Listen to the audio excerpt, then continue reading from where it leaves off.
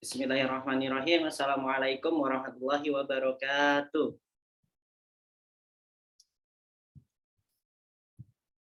Eh, Alhamdulillahirabbil alamin. Wa binasta'inu ala umurid dunya waddin wa ala alihi washabi ajmain amma ba'du. Sebelumnya kita dari kelompok satu izin kepada Ibu selaku dosen pengampu mata kuliah pengauditan manajemen dan internal untuk kami mempresentasikan hasil daripada materi yang kami secara singkat sajikan di dalam PowerPoint berikut ini.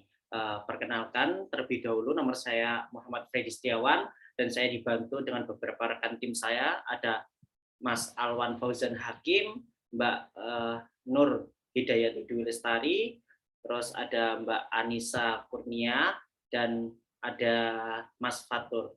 Baik, langsung aja untuk mempersingkat waktu, kita masuk kepada materi kita yang akan kita bahas. Baik, nah berikut ini yang akan kita bahas di dalam PowerPoint ini, yaitu di dalam bab 1, yaitu tentang gambaran umum pengauditan. Nah, oleh karena itu, berikutnya adalah ada beberapa kisi-kisi. Nah, kisi-kisi ini merupakan acuan kita. Yang pertama ada sejarah tentang audit itu seperti apa, terus dilanjutkan dengan teori yang melandasi pentingnya audit, apa itu audit, kualitas auditor, tipe audit dan auditor di Indonesia, alasan, tujuan, dan manfaat audit, dan expectation gap. Nah, untuk itu kita langsung masuk ke poin pertama, yaitu tentang sejarah audit. Nah, kita akan bercerita sedikit tentang sejarah audit itu seperti apa.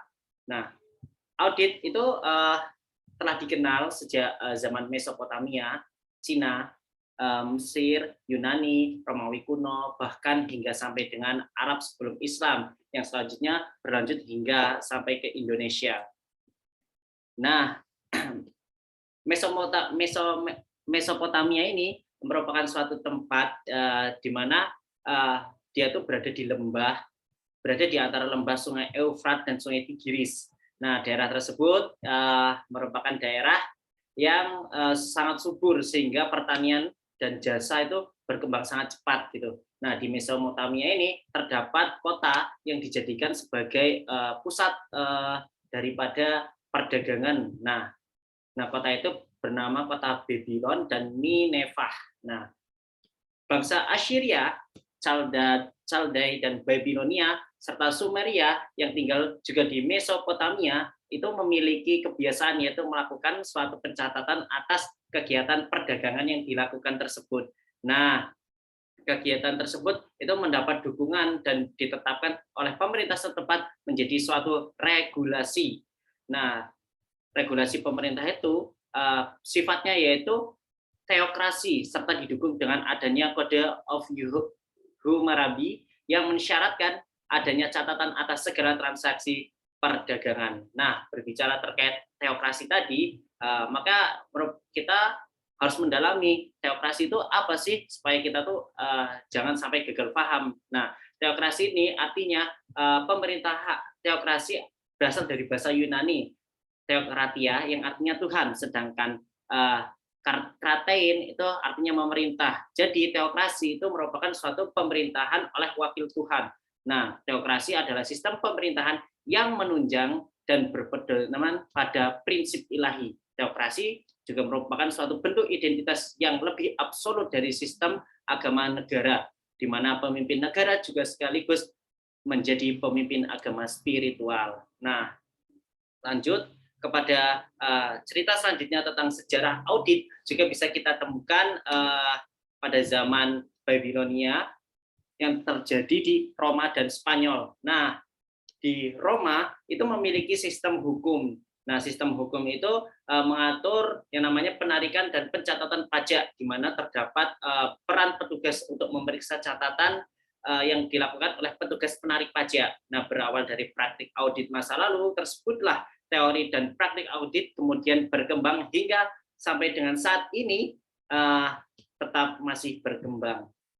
Nah, audit juga ketika kita kaitkan dengan agama Islam, nah audit itu kan merupakan suatu tindakan untuk mengecek apakah laporan yang disajikan oleh klien itu sesuai atau terjadi suatu penyimpangan. Nah, jika ini dikaitkan dengan agama Islam, kita sebagai seorang akuntan itu dituntut tidak hanya di dunia maupun juga di akhirat. Nah, dituntut dituntut apa? Dituntut bagaimana kita menggunakan rezeki yang telah Tuhan berikan kepada kita sesuai dengan apa peruntukannya gitu, sehingga hal-hal tersebut dapat dipertanggungjawabkan di yaumil akhir nanti. Nah, kita sekarang belajar terkait dengan literatur teori yang melandasi pentingnya audit. Nah, menurut literatur yang telah saya baca di dalam buku Corporate Audit Theory terdapat 3 kelompok postulat yang menjadi dasar teori dalam audit. Nah, sebelum kita berbicara tentang postulat, mungkin teman-teman belum mengetahui apa sih postulat itu. Postulat itu artinya adalah suatu tuntutan atau menuntut. Oke. Oleh karena itu kita masuk ke poin pertama, yaitu tentang postulat yang berkaitan dengan aspek keberadaan audit. Nah, artinya di sini bahwasanya menuntut adanya aspek keberadaan audit itu sendiri, di mana harus dapat menjalankan tugas sebagaimana fungsinya, yaitu untuk memeriksa laporan keuangan perusahaan apakah yang telah disajikan sesuai dengan apa yang telah dilaporkan pada laporan keuangan klien. Nah, yang kedua tentang postulat yang berfokus pada tindakan auditor dan aspek perilaku. Artinya menuntut adanya tindakan auditor yang harus sesuai dengan perilaku, di mana auditor harus netral atau bahasa kerennya kita sebagai auditor itu tidak seuzon gitu atau tidak berburuk sangka gitu kan terhadap klien, dan auditor itu dituntut harus independen. Nah, selanjutnya yaitu postulat yang berfokus pada prosedur audit atau fungsional audit. Artinya auditor harus menjalankan kegiatannya dengan didasarkan oleh prosedur yang telah ditetapkan Institut Akuntan Publik Indonesia. Nah, selanjutnya kita belajar tentang teorinya. Nah, teorinya di sini ada 2, yaitu ada teori agensi dan the policeman theory. Tapi saya akan menjelaskan saja yang tentang teori agensi. Nah, menurut buku yang saya dapatkan sebagai referensi, yaitu menurut Jason and McLean menjelaskan bahwasanya di dalam teori agensi ini perwujudan merupakan suatu perwujudan dari suatu kontrak antara pemilik sumber daya alam yang kita kenal sebagai prinsipal dan manajer atau suatu agen, di mana orang yang harus mengurus bagaimana sumber daya tersebut digunakan dan dikendalikan dalam suatu hubungan keagenan. Nah, perwujudan tersebut menimbulkan timbulnya masalah keagenan antara kedua belah pihak, yaitu antara pihak prinsipal dan pihak agen. Nah, yang pertama itu adanya fenomena yaitu asimetris informasi, yaitu di mana manajer memiliki informasi yang lebih banyak mengenai suatu keadaan di dalam suatu perusahaan itu sendiri. Nah, yang kedua yaitu konflik kepentingan, di mana manajer bertindak tidak sesuai dengan keinginan pemilik karena adanya perbedaan suatu tujuan. Nah, dalam rangka untuk pencegahan tersebut, maka prinsipal dan agen harus menanggung biaya keagenan atau agency cost. Nah, biaya keagenan tersebut dapat dibagi menjadi monitoring cost, bonding cost, dan residual cost. Nah, mungkin itu saja dari saya. Selanjutnya akan dilanjutkan oleh Mas Alwan. Tapi sebentar saya rubah dulu. Sebentar ya.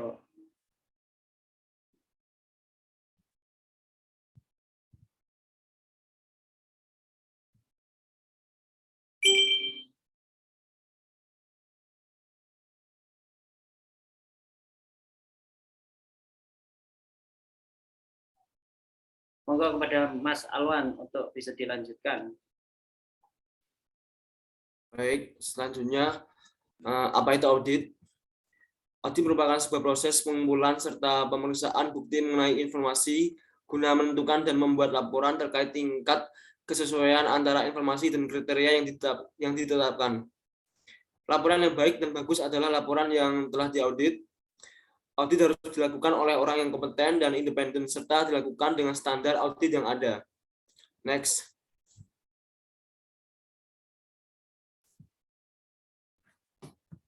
Kualitas auditor.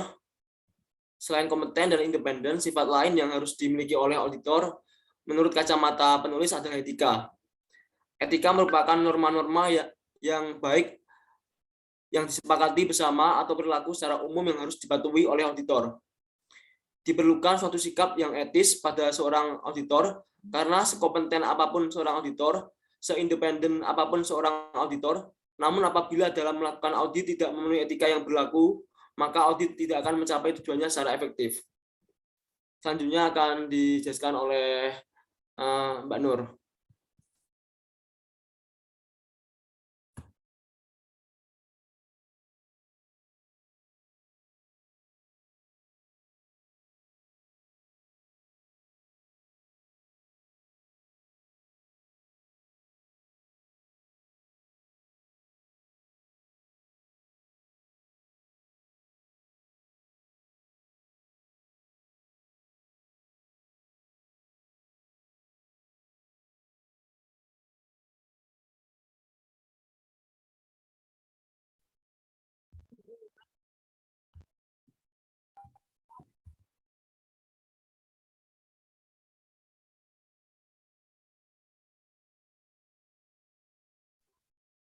Tipe audit dan auditor di Indonesia. Menurut Barlow, tahun 1995 dalam Hero to Human tahun 2000, menggambarkan dua audit. Yang pertama audit secara komprehensif, yaitu ada audit fiskal. Audit fiskal adalah audit yang dilakukan untuk menilai sejauh mana kinerja fiskal atau aspek pendapatan dan aspek pengeluaran dan pembiayaan di dalam negeri suatu negara. Yang kedua, audit atas kualitas manajemen atau pengendalian kinerja. Merupakan audit atas kualitas pengelolaan dan pengendalian organisasi yang meliputi audit keuangan dan kepatuhan serta audit operasional dan kinerja, atau disebut juga audit manajemen. Next.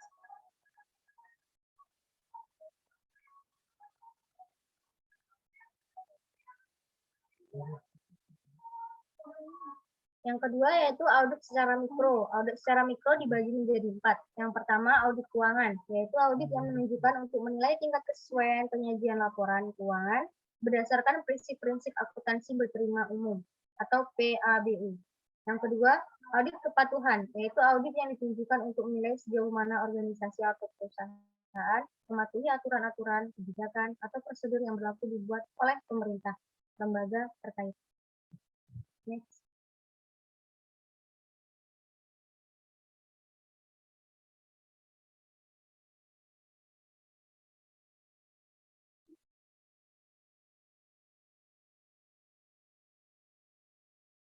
Selanjutnya audit manajerial, yaitu audit yang menunjukkan untuk menilai sejauh mana organisasi atau perusahaan menggunakan sumber daya secara ekonomis dan efisien untuk melaksanakan operasinya, baik pada tingkat program, kegiatan, maupun prosedur.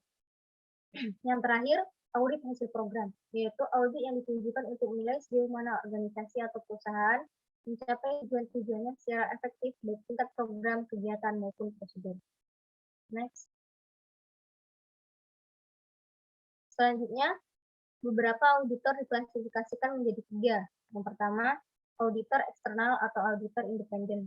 Adalah auditor perorangan atau anggota kantor akuntansi publik atau KAP yang menyediakan profesi auditnya kepada masyarakat umum dan perusahaan go public serta perusahaan besar lainnya. Yang kedua, audit internal adalah seorang auditor yang bekerja pada suatu perusahaan untuk melakukan audit bagi kepentingan manajemen. Yang terakhir, audit pemerintah adalah audit yang bekerja pada pemerintahan untuk melakukan audit baik audit fiskal, audit keuangan, audit kepatuhan, maupun audit manajemen.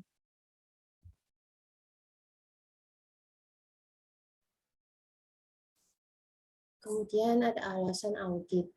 Alasan dari keberadaan audit didasari pada ketiga teori ini, yaitu ada yang satu itu teori organisasi. Teori ini mengenai fungsi organisasi dan bagaimana organisasi tersebut beroperasi. Organisasi di sini merupakan kumpulan beberapa pihak yang berinteraksi untuk mencapai tujuan. Yang kedua itu ada teori perusahaan. Teori ini menyatakan bahwa perusahaan sebagai suatu organisasi yang menjalankan aktivitas usahanya dengan tujuan untuk memberikan keuntungan kepada pihak yang berkepentingan. Pihak-pihak tersebut itu berupa pemegang saham, kreditur, karyawan, pelanggan, komunitas, pemerintah, dan masyarakat. Teori selanjutnya itu ada teori agensi. Teori ini menyatakan bahwa untuk mencapai suatu tujuan perusahaan, perusahaan itu mengalami permasalahan keagenan yang muncul ketika satu orang atau lebih memperkerjakan orang lain guna melaksanakan pekerjaan sesuai yang diharapkan prinsipal. Agen di sini itu selaku pihak yang diberikan amanah untuk mengelola aset pemilik perusahaan, di mana harus mempertanggungjawabkan amanah tersebut. Sedangkan prinsipal hanya sebagai pemilik akan memberikan insentif kepada manajemen atau agen tersebut berupa fasilitas baik finansial maupun non-finansial. Kemudian dapat disimpulkan bahwa teori agensi ini cenderung mementingkan dirinya sendiri dan memaksimalkan kemakmurannya melalui keputusan yang diambil dalam perusahaan.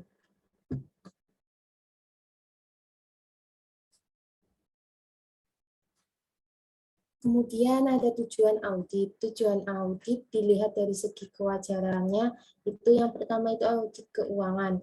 Tujuannya pelaporan keuangan perusahaan berdasarkan prinsip-prinsip akuntansi berterima umum atau PABU. Prinsip-prinsip akuntansi berterima umum itu yang satu itu landasan konseptual dalam prinsip akuntansi berterima umum yang meliputi kerangka dasar penyusunan dan penyajian laporan keuangan. Yang kedua itu adalah landasan operasional atau praktek, di mana ada beberapa tingkatan. Yang pertama tingkat 1 itu sesuai PSAK dan interpretasi standar akuntansi keuangan atau ISA. Yang kedua ada tingkatan yang kedua itu meliputi buletin teknis, yaitu bagaimana petunjuk teknik yang diberikan penyusun standar atau badan untuk menjawab pertanyaan dari praktisi. Yang kedua itu peraturan pemerintah. Peraturan pemerintah yang mempengaruhi atau harus dijalankan dalam kaitannya dengan penyusunan laporan keuangan. Misalnya itu BUMN, asuransi, dan perbankan. Tingkatan selanjutnya itu tingkat 3, di mana praktik akuntansi sehat yang menyajikan pelaporan yang baik dan sehat yang dijadikan sebagai acuan menentukan kelayakan pelakuan akuntansi tertentu. Kemudian ada sumber lain ini bisa berupa buku teks, artikel, atau pendapat ahli. Tujuan audit yang kedua itu audit ketaatan, di mana auditor harus taat terhadap undang-undang, peraturan, anggaran, dan kebijakan internal. Kemudian ada tujuan dari audit manajemen untuk mengungkapkan sejauh mana suatu unit memanfaatkan sumber dayanya secara efisien dan ekonomis. Kemudian tujuan audit jika dilihat dari segi manfaatnya itu memberikan informasi kepada para penggunanya baik internal maupun eksternal untuk mengetahui sejauh mana kondisi kualitas perusahaan baik kondisi keuangan, manajerialnya maupun kondisi kerjanya. Yang terakhir itu ada manfaat audit. Manfaat audit dilihat dari segi ekonomisnya itu meningkatkan kredibilitas perusahaan atau meningkatkan kinerja. Yang kedua itu manfaat audit jika dilihat dari segi pengawasan itu sebagai preventif kontrol, yaitu personil perusahaan atau perusahaan itu sendiri yang akan bekerja dengan lebih baik dan hati-hati. Yang kedua itu detektif kontrol, yaitu bagaimana penyimpangan atau ketidaklaziman yang akan diketahui dan nantinya dikoreksi melalui audit.